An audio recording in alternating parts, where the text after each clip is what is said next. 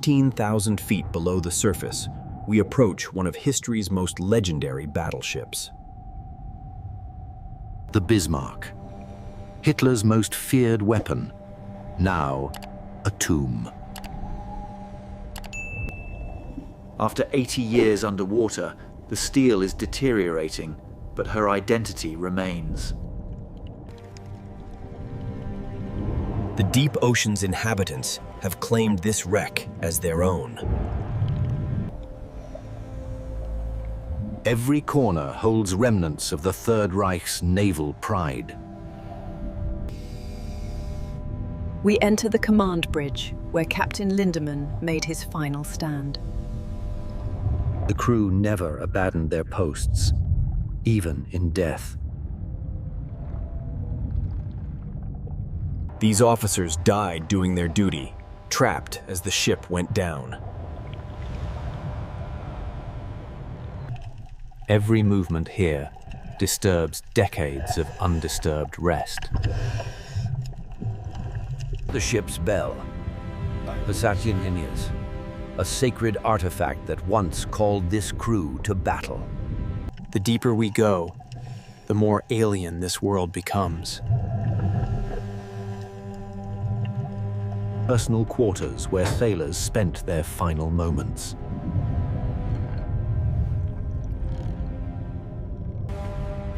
Each man had a name, a family, a life before this tomb. They were sleeping when the ship went down, never knowing what hit them. The mess hall, where over 2,000 men once gathered. Some were eating their last meal when the British shells struck. The fatal wound that sealed Bismarck's fate.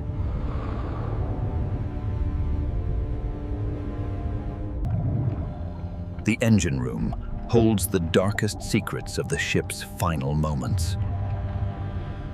Engineers die trying to keep the ship alive until the very end. These instruments recorded the Bismarck's death throes. The weapons meant to conquer the Atlantic, now relics of a lost war.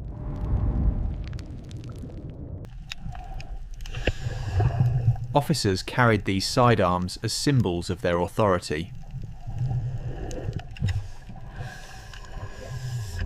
The weapons bays are now shelter for deep ocean predators. They fought to save the ship until water flooded every compartment. Captain Ernst Lindemann's private cabin, where he made the decision to go down with his ship. The captain's personal effects, preserved in this steel tomb.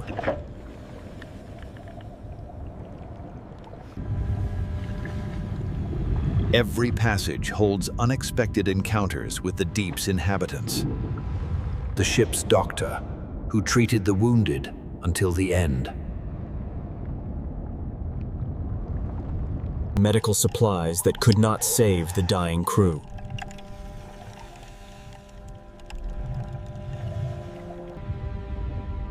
A wounded sailor who never made it home. The guns that tried to fend off British swordfish torpedo bombers. Gunners died at their stations, firing until the very last moment.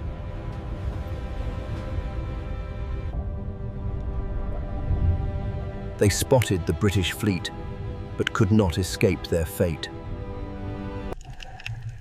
Through these lenses, they watched their doom approaching. The colors of the Kriegsmarine, now faded into history.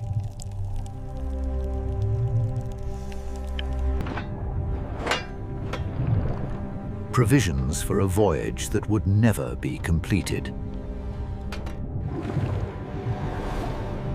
The ship's depths conceal both history and living giants. Letters home that were never sent. Dreams never fulfilled. Families who waited for men who would never return.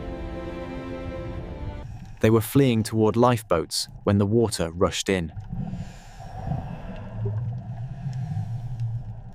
Lifeboats that launched too late or never launched at all. Climbing toward escape, frozen in their final desperate act. The boiler room, where temperatures once exceeded 120 degrees. These valves controlled the ship's lifeblood, steam power.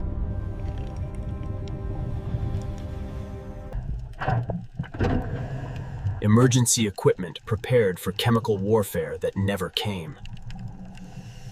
These shells were meant to sink British warships.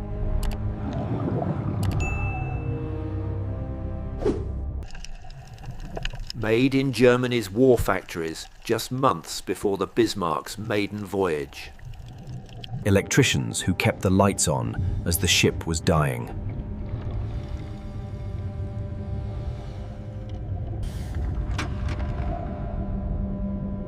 The electrical systems that powered this floating fortress. The navigation officers plotting a course that would lead to destruction. Precision instruments that could not save them from superior British numbers. The route of the Bismarck's first and final mission.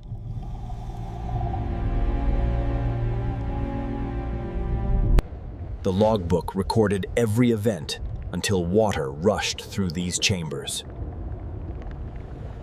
Torpedoes that sank HMS Hood, but could not save the Bismarck. Officers dining when the final battle began. Even the elegant spaces of officer country are now haunted by deep-sea predators. Fine dining equipment from a regime obsessed with ceremony.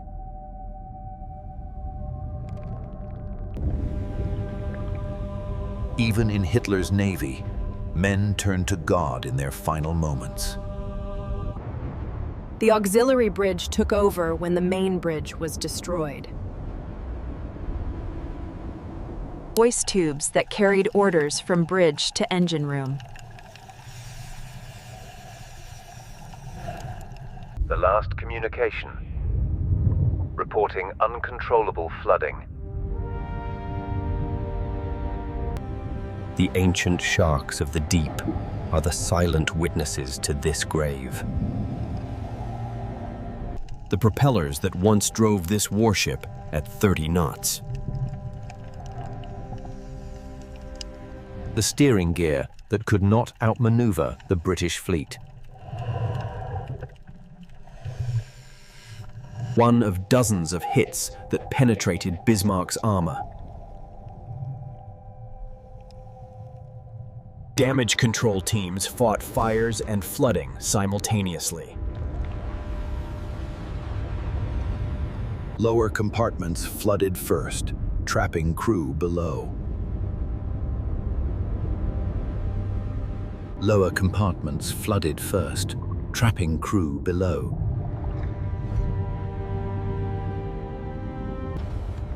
Sealed compartments became coffins when watertight doors were ordered closed. Sealed compartments became coffins when watertight doors were ordered closed. The agonizing choice: seal the door and save the ship, or open it and die together. Leisure time that young sailors would never experience again. 19 years old when he died, one of hundreds of teenagers aboard. Millions of rounds that would never be fired.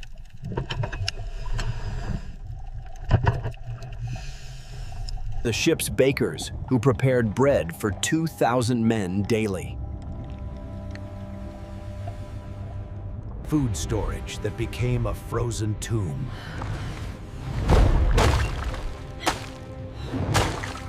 Turret crews died operating the ship's main guns.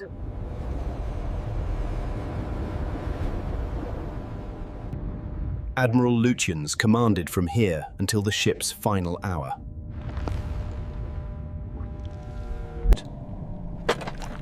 Medals earned in earlier victories, now meaningless in defeat. Music to boost morale during the long hunt across the Atlantic. The stern marking that identified this warship to both friend and enemy. The Bismarck, once the pride of Hitler's navy, now a monument to over 2,000 lost souls. Explorers before us left this memorial, honoring the dead regardless of which side they fought for. Over 2,000 men rest here, most just teenagers following orders. This wreck is a war grave, protected by international treaty.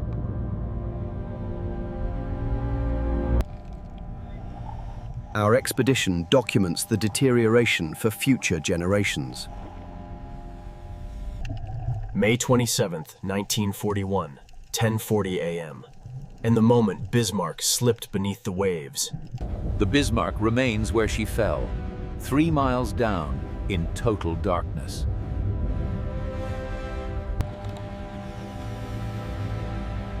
For most of the year, this grave lies undisturbed in the abyss. 2,000 souls rest here, remembered not as Nazi symbols, but as sailors who died at sea. The Bismarck, a tomb, a monument, and a reminder of war's terrible cost.